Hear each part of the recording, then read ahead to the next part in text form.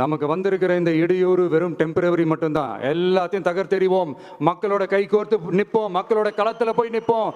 நம்ம பயணத்தில் தடம் மாறவே மாட்டோம். இப்பவும் சொல்றேன், 2026 2 பேருக்கு நடுவில் தான் போட்டியே. ஒன்று, இன்னொன்று, இந்த போட்டி இன்னும் ஸ்ட்ராங்காக மாறப்போகுது. 100% வெற்றி நமக்கு. வாகை சூடுவோம், வரலாறு படைப்போம், கான்பிடென்டா இருங்க, நல்லதே நடக்கும், வெற்றி நிச்சயம். எங்களாலேயே திராவிட இயக்கத்தை எதிர்கொள்ள முடியவில்லை. அந்த அளவுக்கு அவர்களுக்கு கிராம அளவில், வார்டு அளவில் வலிமையான ஸ்தாபன கட்டமைப்பு கொண்ட ஒரு இயக்கமாக திராவிட இயக்கம், அது அதிமுகவாக இருந்தாலும் திமுகவாக இருந்தாலும்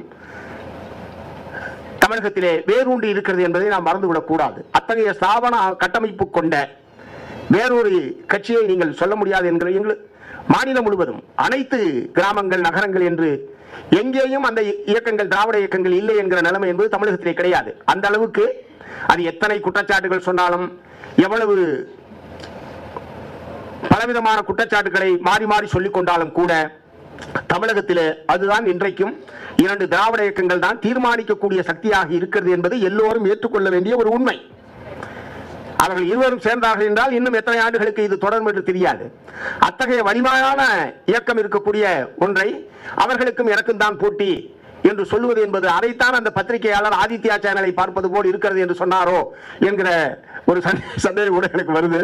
இந்த ஒப்பீடு இருக்குல்ல, ஒரு கட்சி ஆரம்பிக்கிறாங்கன்னா அந்த கட்சிக்கு எப்போதுமே அந்த தலைவர்கள் வந்து ஒரு தனித்தன்மையோடு இருக்கிறன்னு தான் யாராக இருந்தாலும் விரும்பாங்க. நீங்கள் ஆரம்பித்தா கூட அப்படி தான், சரிதானே? நீங்கள் எல்லாம் ஆரம்பித்தா கூட, சேர்ந்து ஆரம்பித்தா கூட அப்படி தான். ஆனால் உங்கள் கட்சியினுடைய ஒரு தனித்தன்மை இருக்கணுன்ற அடிப்படையில் ஒரு அறிவிப்பு வந்து கொடுக்குறாங்க, எங்கள் தலைமையில் தான் கூட்டணி, ஓகே வச்சுங்க. நாங்கள் சொல்கிறோம் எங்கள் தலைமையில் தான் கூட்டணின்னு, சரிதானே? அவங்க கருத்து அவங்க, எங்கள் கருத்து எங்க, ஓகே. சைக்காலஜியில் சில வார்த்தைகளை பேசுகிறாங்க. தமிழ்நாட்டில் பாரதிய ஜனதா கட்சி அகில இந்தியாவில் மிகப்பெரிய கட்சி, 300 நாடாளுமன்ற உறுப்பினர்கள் வச்சுருக்கோம். நாங்கள் இன்றைக்கி தேசிய ஜனநாயக கூட்டணி பலம் வாய்ந்த கூட்டணி. ஆனால் எடப்பாடியார் அவர்கள் முதலமைச்சராக 4 வருஷம் நல்ல முறையில் பணியாற்றி இருக்கிறார்.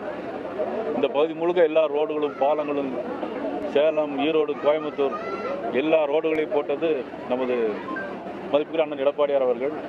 அதுக்கெல்லாம் நிதியை மத்திய அரசு கொடுத்தது மாண்பு பாரத பிரதமர் நரேந்திர மோடி அவர்கள். இதில் யாருக்கும் மறுக்க முடியாது. இந்த மாதிரி ஒரு சூழ்நிலையில் புதுசாக ஒரு கட்சி ஆரம்பித்து எங்களுக்கு தான் போட்டி அப்படின்னு சொன்னால் அது வந்து விந்தையிலும் விந்தை.